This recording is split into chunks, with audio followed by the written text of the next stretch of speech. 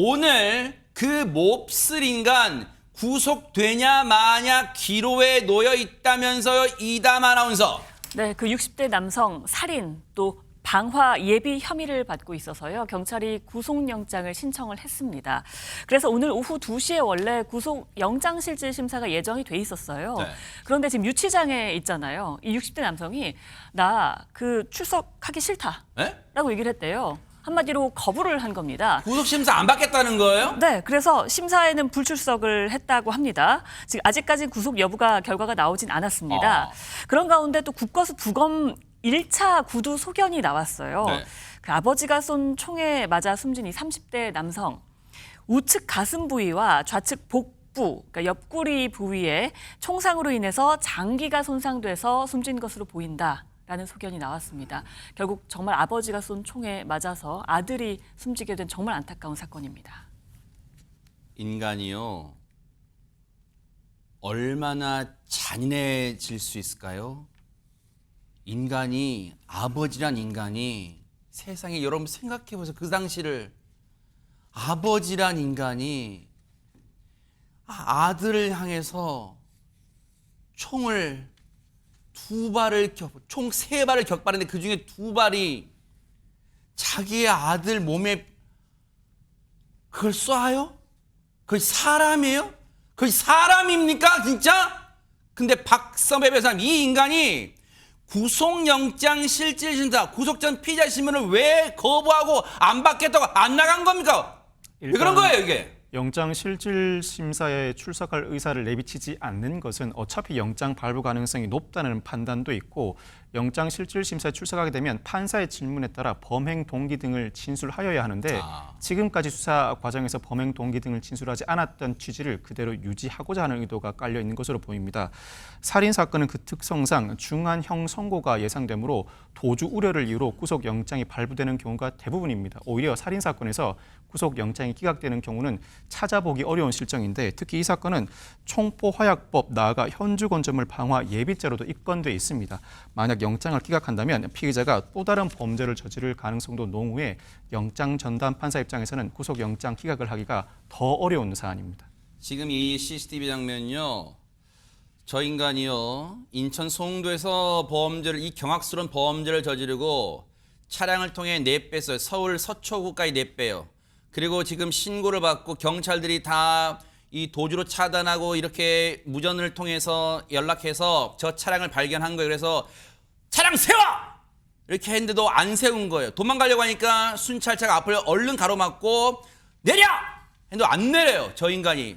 겨우 그렇지만 큰 정황 없이, 정말로, 왜냐하면 경찰분들이 저 인간이 총기를 사용해서 범행을 저질렀기 때문에 또 다른 총기 격발이 있을지도 모르는 어떤 큰 일촉즉발의 상황이었지만 결국은 큰 정황 없이 일단은 검거됐고, 다행히 그 이후에 여러분 들으신 것처럼 폭발물 설치했다는 말까지 하면서 지금 이 서울 도봉구에 있는 저 몹쓸 인간의 거주지에 가서 폭발물, 타이머 설치된 그 폭발물을 해체할 수가 있었는데, 그럼에도 불구하고 박주민 변호사님, 저 몹쓸 인간의 범행에는 여전히 의문투성이가 많잖아요. 네, 뭐 이 사건에 대해서 알려지면 알려질수록 사실 충격이잖아요. 아버지가 아들을 살해했다라는 거, 그리고 살해한 자리가 아들이 열어준 자신의 생일 파티 자리였다라는 거고, 또 자신이 직접 만든 이 사제 총기로 이 살해를 했다라는 것도 충격적인데, 그렇죠. 그 외에도 자신이 살던 집에는 폭발물이 설치를 해놓고 어제 12시에 폭발되도록 사실 해놨다는 것도 충격. 네. 난 12시, 그죠? 난 12시, 그래서 그런 타이머까지 맞춰놨다는 것도 충격인데요. 그런데 이 사건 당일인 그제 집을 나서던 이 남성의 수상한 모습이 영상에서 포착이 되었습니다. 그래요? 이 영상을 한번 보시죠. 네네. 네, 그제 오후 4시쯤 서울 도봉구 자신이 살던 아파트 엘리베이터에 탑승한 이 60대 남성입니다. 어깨엔 큰 가방을 메고 있고요. 그리고 커다란 캐리어까지 끌고 집을 나선 모양입니다. 네. 이렇게 집을 나서서 향한 곳은 바로 인천에 자신의 아들이 살고 있던 집이었고요. 어허. 이 불과 4시간 후 아들이 향해서 산탄을 발사한 후 도주했다가 아까 보신 영상처럼 경찰에 붙잡히고 말았습니다. 네, 지금 경찰이 검거된 모습이 지금 약국 내 CCTV를 통해서 또 이게 보여지는 그런 모습이에요. 그런데 보세요. 이 사건과 관련해서 여러 가지 얘기들이 계속해서 지금 쏟아지고 있잖아요. 이종근 평론가님. 너무 경악스러워요. 지금 들을 때마다. 네, 그렇습니다. 지금 이게 왜 경악스럽냐 하면 맥락이 이어지지 않아서 그래요. 왜요? 어떤 거냐면 어떤 범죄가 이루어졌을 때 우리는 그 범죄에 대해서 범행 동기를 찾으려고 하고요. 또 행위들에 대해서 연관을 지어서 이런 것 때문에 이런 범죄 행위를 했구나라는 인식을 하게 됩니다. 그런데 맥락이 이어지지 않는다는 건 바로 자신의 아들이 자신의 생일 잔치를 치러주는 곳에 가서 온 가족이 있는 곳에서 지금 살해를 한 거잖아요. 어허. 그런데 그것도 이해가 가지 않죠. 자기 생일잔치 하는 데 가서 그렇게 살해를 한다? 그럼 관계가 나빴다고 볼 수 없잖아요. 어허. 생일잔치도 치러주는데. 그러네요. 근데 그거보다 더 이해가 안 가는 건 불특정 다수를 향한 방화, 의도가 있었다는 거예요. 즉, 당시에 그렇게 해놓고 보니까 이미 자기 집에 시한폭탄을 설치했어요. 사제로 시간을 딱 맞춰서 12시에 그것도 뭐 한 14개 정도의 그런 그 폭발물들을 연결을 해서요. 만약에 그게 진짜로 터졌다면 어떻게 될까요?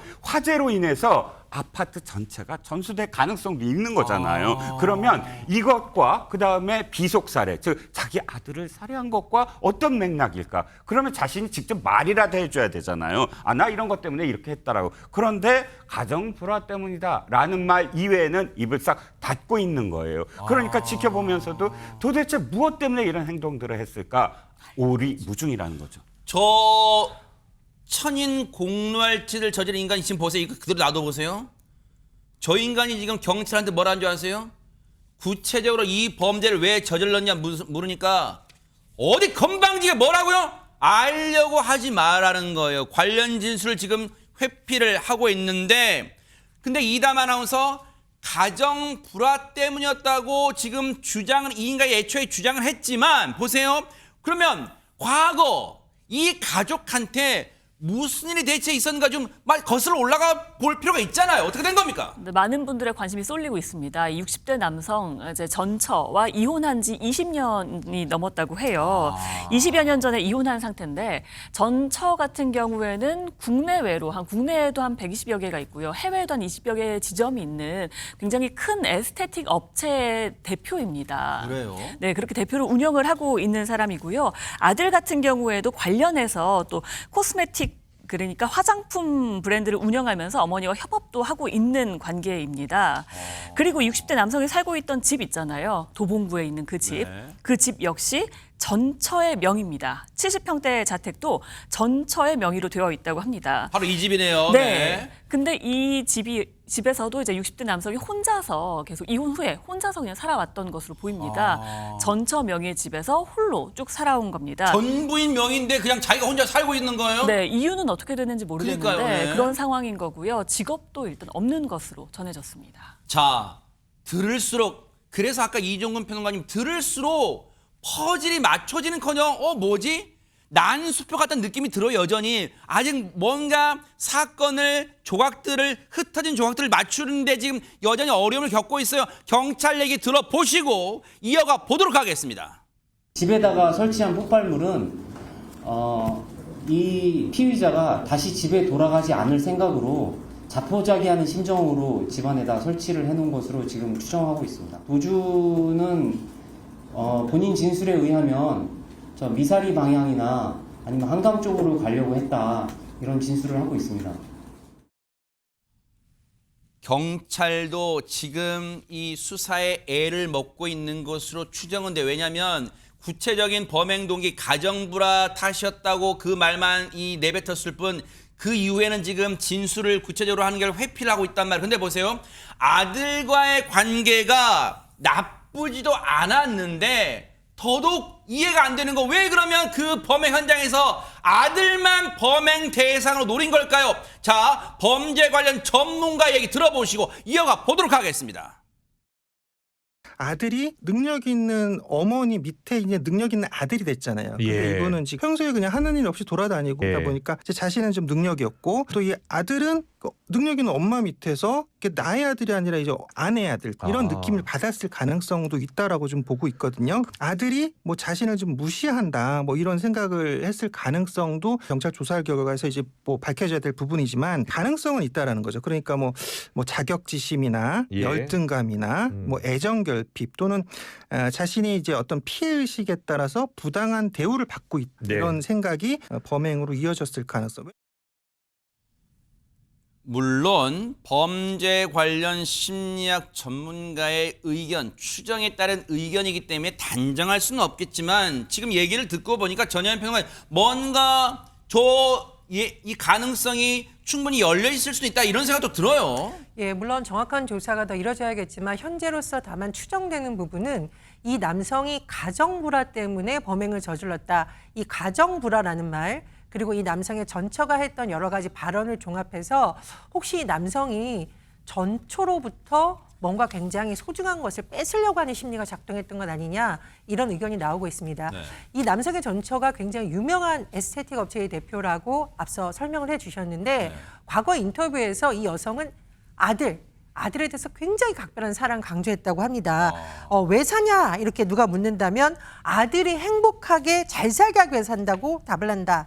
아들에게 좋은 것만 하고 싶다. 이렇게 언급을 했었는데 그러니까 가정불화로 인해서 어쨌든 과거에 이혼을 한 것으로 지금 알려져 있는데 결국은 어떤 아내에 대한 마음이 이 끔찍한 살을 하는 것에 대한 촉발 요인이 아닌가. 그래서 결국은 아들에게 그것이 심리가 촉발된 것이 아닌가 이런 분석도 나오고 있습니다. 아, 그렇죠.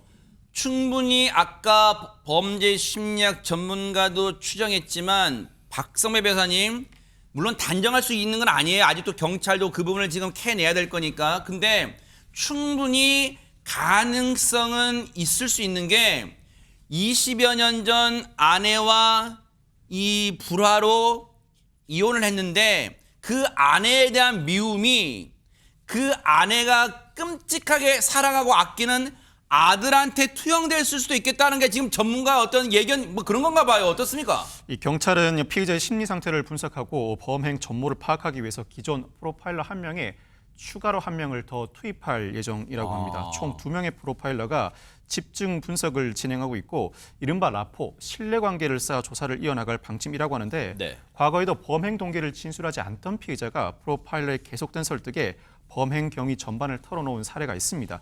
일단 경찰은 돈과 원한을 포함한 모든 가능성을 열어두고 범행 동기를 규명할 방침이라고 하는데 가족 내부에서 벌어진 사건인 만큼 조사 범위를 지나치게 확대할 필요는 없지만 이 피의자의 생활 형태와 행동 반경을 촘촘하게 구성해 볼 필요가 있습니다. 휴대전화, 소지품 등 근거를 바탕으로 피의자의 생활 형태 등을 구성할 필요가 있고 이에 대한 가족들, 지인들의 반응, 태도에 비춰보면 범행 동기는 일정 부분 추론이 충분히 가능해 보입니다. 네. 현재까지 정황에 비춰보면 가족들도 도저히 예상할 수 없었던 자신만의 사고와 불만을 표출한 것으로 보이는데 끝까지 범행 동기에 대해 침묵을 지켜 범행 동기가 오리무중이라면 양형 기준에 따라 보통 동기 살인이 아닌 비난 동기 살인이 적용될 것으로 전망됩니다. 즉 원한 관계에 기한 살인으로서 보통 동기 살인이 아니라 별다른 이유 없는 무작위 살인으로서 비난 동기 살인이 적용될 것으로 보이고 이에 따라 현재까지 상황에 비추어 보더라도 계획적 살인으로 추정되는 데다 피해자의 처, 자식들이 보고 있는 자리에서 사제총기로 아들을 살해했습니다. 그 자체로 한 번의 살인 범행임에도 불구하고 무기징역이 선고될 수 있는 사안이라 언젠가 어느 시점에는 피해자가 말이 안 될지언정 나름의 범행 동기를 진술할 가능성이 높습니다.